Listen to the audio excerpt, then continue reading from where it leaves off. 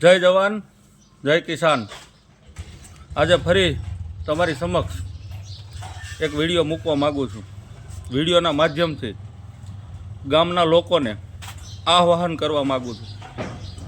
આપણે ખરેખર તો 24 ડિસેમ્બરના રોજ ગ્રામસભા હોય છે, પણ આપણા સરપંચશ્રીએ નવો ચાર્જ લીધેલો હોય એટલે 2 દિવસ આપણી ગામની ગ્રામસભા લેટ થઈ છે। તો આજે બપોરે 3 વાગે આપણા પંચાયત ઓફિસની નીચે ગ્રામ પંચાયત નીચે ગ્રામસભાનું આયોજન કરવામાં આવ્યું છે। તો લીલિયાની તમામ જનતાને હું આહ્વાન કરું છું કે તમારા પ્રશ્નો હોય, તમારે કાંઈ રજૂઆત કરવાની હોય તો આપણા સરપંચશ્રી ત્યાં હશે, અધિક કલેક્ટર કે કોઈ અધિકારી ટીડીઓ શ્રી પધારશે, બધાને આમંત્રણ આપ્યું જશે અને બધા લોકો આવશે। તો આપણા પ્રશ્ન લઈ અને આપણે રજૂઆત કરવાની છે, પણ મૂળ મુદ્દાની વાત છે એના માટે તમારે આવવાનું છે, ગામ લોકોએ આવવાનું છે। લીલિયાની અંદર અત્યારે 11 કરોડ જેવી માતબર રકમ નવી ગટર રિનોવેશનની આવી છે અને ગટરનું કામ શરૂ છે। એ ગટરનું કામ એકદમ થર્ડ ક્લાસ ચાલે છે। તમે અને હું જાણીએ છીએ, ગામના લોકો જાણે છે, ગામના નેતાઓ જાણે છે, ખાસ તો નેતાઓ જાણે છે, પણ છતાંય નેતાઓ મિટિંગોમાં જઈ અને ન્યાય એને એવું કીધું કે ભાઈ લીલિયાની અંદર જે ગટરનું કામ હાલે એ બહુ સરસ હાલે છે, એટલે કોઈ આવે તો તમે તારે ફોજદારી કરી દેજો, કેસ કરી દેજો, પણ કામ બંધ નહીં રાખતા। હવે મૂળ મુદ્દાની વાત એ છે, એ તમને કહેવા માગું છું કે આ નેતાઓએ કાં તો અહીંયા ભાગ બટાઈ કરી લીધી છે, એટલે એ અહીંયા ત્યાં જઈને મિટિંગમાં એવું કહે છે કે ભાઈ લીલિયન ગટરનું કામ સારું હાલે।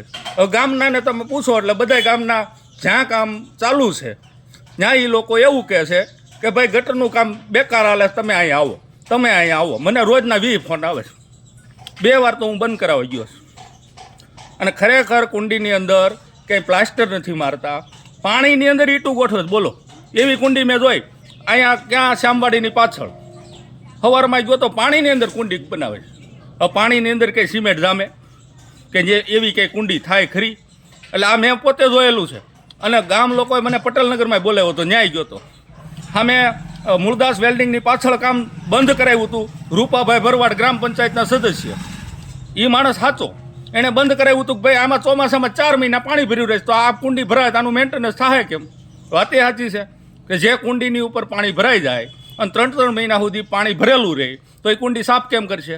ગટરનું પાણી કાઢશે કે વરસાદનું પાણી પહેલાં કાઢશે?